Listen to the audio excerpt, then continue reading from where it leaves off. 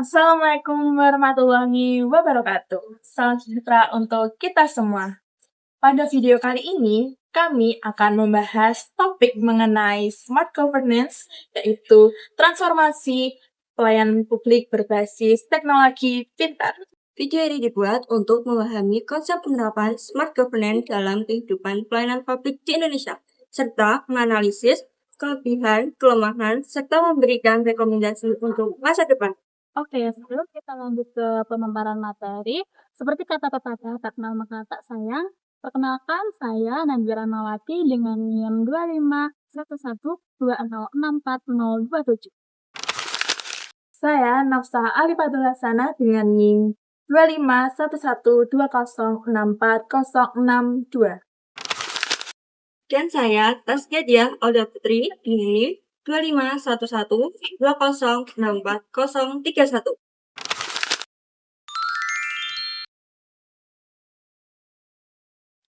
Pertama-tama, kita akan memahami konsep transformasi digital dalam pelayanan publik.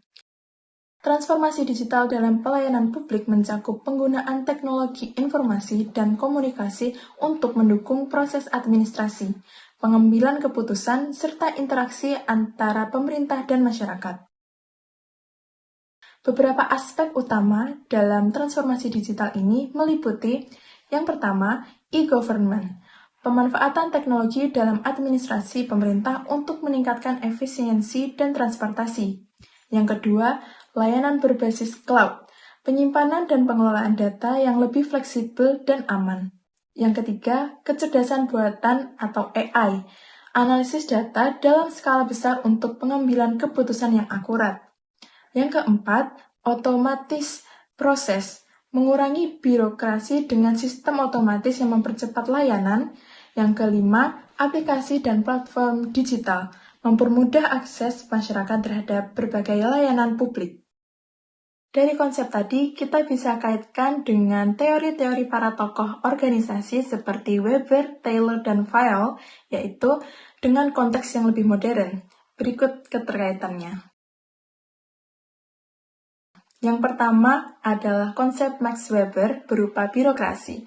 Weber menekankan birokrasi yang rasional, hierarkis, berbasis aturan, dan impersonal. Kaitannya dengan smart governance adalah masih berakar pada birokrasi Weberian, tetapi birokrasi modern ditransformasi dengan teknologi digital seperti AI, Big Data, ataupun IoT, agar lebih efisien, transparan, dan cepat. Jadi, smart governance didigitalisasi dan otomatisasi birokrasi Weberian. Yang kedua adalah teori Frederick B. Taylor, yaitu berupa manajemen ilmiah. Taylor fokus pada efisiensi pembagian kerja dan penggunaan metode ilmiah. Kaitannya dengan smart governance menggunakan big data dan AI untuk analisis ilmiah dalam pengambilan keputusan, meningkatkan produktivitas pelayanan publik, serta meminimalkan pemborosan waktu dan sumber daya persis seperti prinsip efisiensi Taylor. Yang ketiga adalah teori dari Henry Fayol, yaitu manajemen administrasi. Fayol menekankan fungsi-fungsi manajemen seperti planning, organizing, commanding, coordinating, and controlling.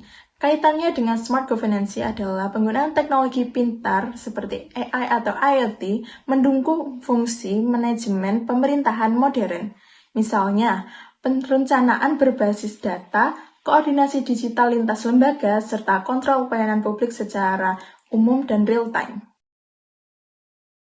Selanjutnya adalah prinsip dari transformasi pelayanan publik berbasis digital ialah menggunakan teknologi informasi untuk mempercepat, mempermudah proses pelayanan yang dapat diakses dengan mudah dimanapun tempatnya bagi seluruh masyarakat yang berkepentingan dalam mengurus beberapa hal administrasi.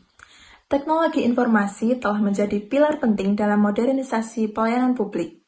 Dengan memanfaatkannya, berbagai jenis teknologi, pemerintah dapat menciptakan layanan yang lebih efisien, transparan, dan mudah diakses oleh masyarakat.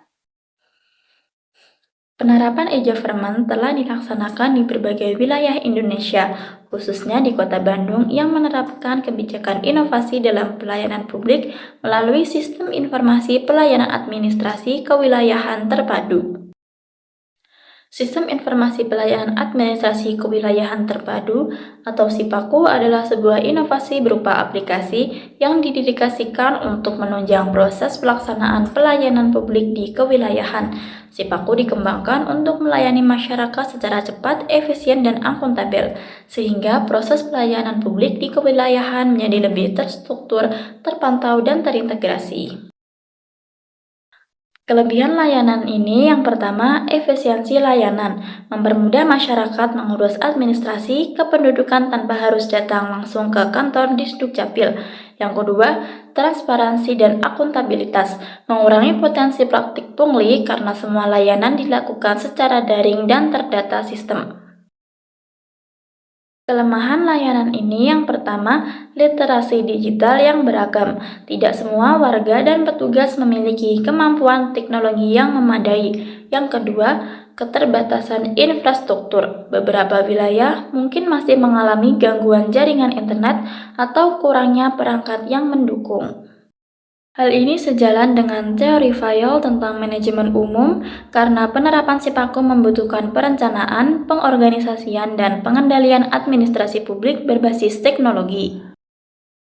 SIPAKU sangat relevan dengan perkembangan teknologi dan kebutuhan layanan publik yang cepat, transparan, dan terpercaya, terutama di tengah perubahan kebiasaan masyarakat yang semakin mengandalkan layanan digital pasca pandemi. Namun, tantangan infrastruktur dan literasi digital harus ditangani agar semua lapisan masyarakat dapat memperoleh manfaat maksimal dari sistem ini.